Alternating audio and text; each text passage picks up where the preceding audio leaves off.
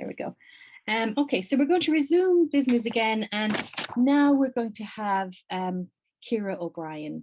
So Ciara, will you introduce yourself and tell us what you're going to be talking about, please? And again, if anybody has any thoughts or questions for Ciara, you can pop them in the Google Doc, and we'll have a 10 minutes conversation as well after this.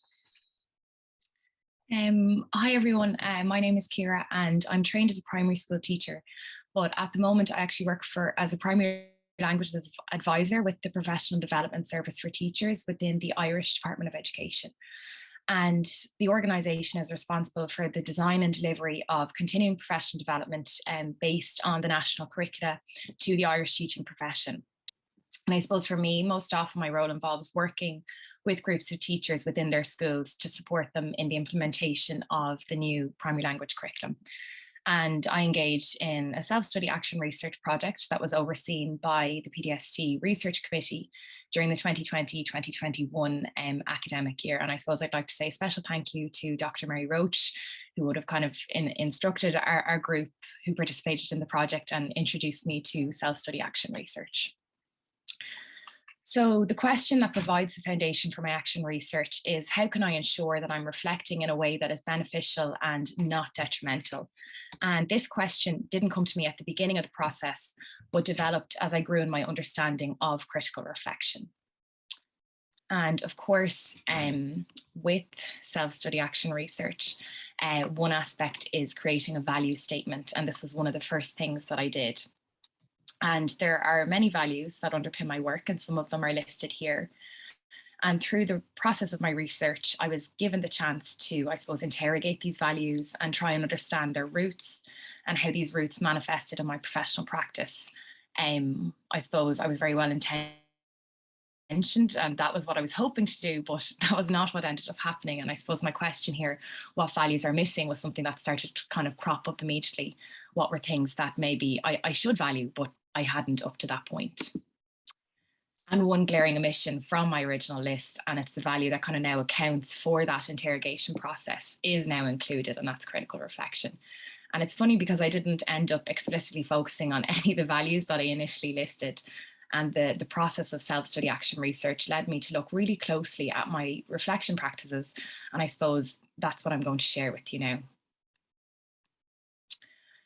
So through my self-study action research, I learned about ontological and epistemological values, and I learned that these values motivate us to act and engage professionally and personally in different ways. But my own experience showed me that we can be motivated by things other than values. We can be motivated by what we fear. And this was really true for me. And the reason I chose to engage with action research was because I was afraid that someone would figure out that I wasn't very good at my job. And as Brookfield describes, I felt a general lack of confidence, a pervasive feeling of vulnerability, and a fear of being found out. And little did I realize how common these fears and feelings were, and how they were hallmarks of the infamous imposter syndrome. So my values were my starting point for action research, but in order to engage with them, I had to reflect on them.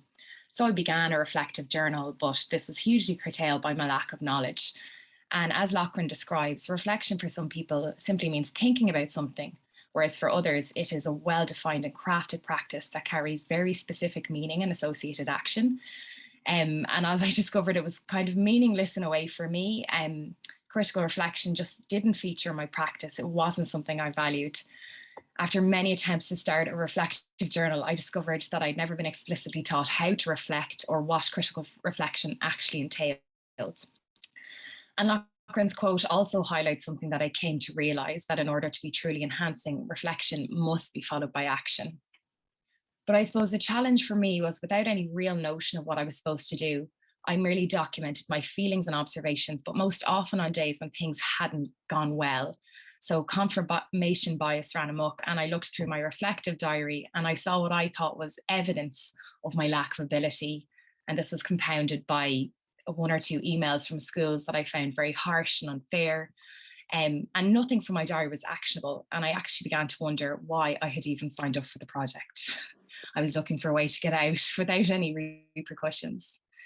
But luckily, that wasn't the end of the story. And there were 3 significant turning points. And the first one was that one of the group mentors suggested that I study my reaction to the harsh email that I'd found really upsetting and difficult to deal with. So in doing so, I structured my reflection for the first time, utilizing Rolf, Freshwater and Jasper's WHAT model to understand my reaction. And what I discovered was that the email threatened my self-identity regarding my new role. As Ball describes, we become ontologically insecure, unsure whether we are doing enough, doing the right thing, doing as much as others or as well as others, constantly looking to improve, to be better, to be excellent. But as a result of my self-doubt, I began performing in my role to prove my worth to the teachers I was working with. And although you can see from my initial list that I do value autonomy, my actions weren't reflective of this.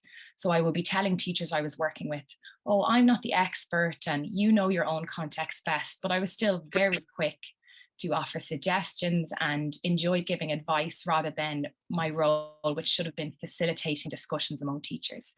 So this contradicted my values and it led to a sense of dissonance and conflict in my practice. And as Jack Whitehead would describe, I was a living contradiction.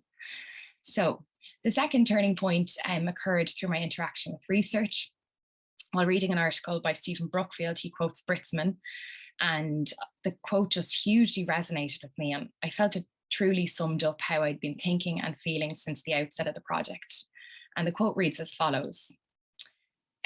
Regarding teachers, because they took on the myth that everything depends on the teacher, when things went awry, all they could do was blame themselves rather than reflect upon the complexity of pedagogical encounters.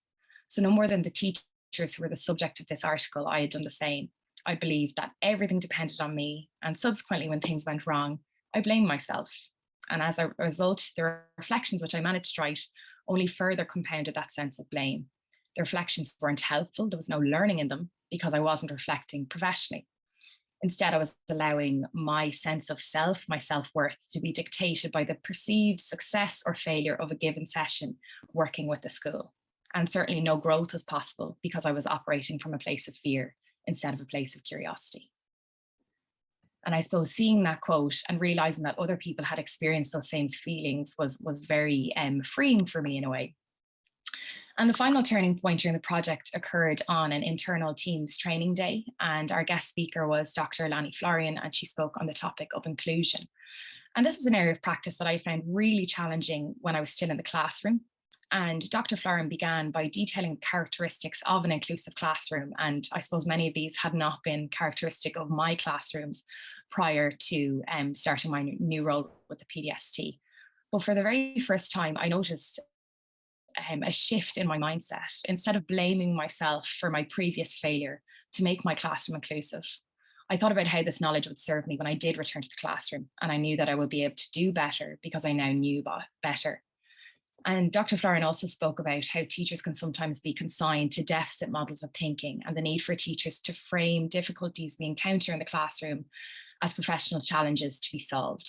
And I suppose in doing so, it gave me the permission and the nudge I needed to separate my practice from myself when I was reflecting. So I suppose to bring it back around to the research question, how can I ensure that I'm reflecting in a way that is beneficial and detrimental? And I suppose to wrap up, I've endeavored to kind of sum up the ways in which I found that I can reflect in a way that's beneficial and not detrimental. So the first one is the separation of the personal and the professional. And to quote Brookfield again, he says, a healthy sense of perspective regarding the limits of your influence, of your own influence, is an ontological survival necessity for any teacher. Keep thinking that everything depends on you and self-laceration will be your constant friend. So I learned that I needed to gain perspective and allow a separation of the personal and professional. Another aspect of learning from the study is about actionable research and that all reflection must be followed by action. And Brendan Cropley compares critical reflection to an artist gazing across the totality of a canvas before deciding where to focus next. So we too must take a step back and look at the bigger picture before deciding, what course of action we need to take next. The use of models, as I've spoken about, was a huge one for me. I really struggled to begin when I was faced with the prospect of reflecting, and kind of staring at a blank page was hugely daunting. So using reflection models and question prompts really helped me get started. And actually the continued use of models has supported me with ongoing critical reflection. Another one was writing. I suppose often as teachers, we reflect in the moment and we're just thinking, but for me, writing things down was hugely helpful. I was able to revisit passages of reflection later when I wasn't in the same grip of emotion that I had been experiencing at the time I wrote the reflective passage.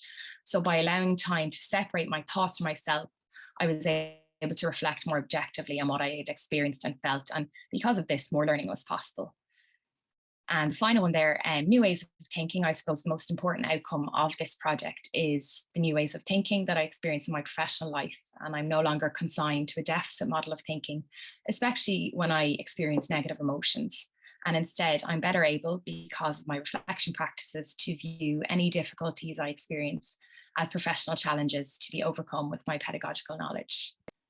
So as the following quote from Rudyard Kipling highlights, if I can meet with both triumphant and disastrous scenarios in my professional life and treat them both the same with the eye of critical reflection, then that's the biggest takeaway from this cycle of self-study action research for me.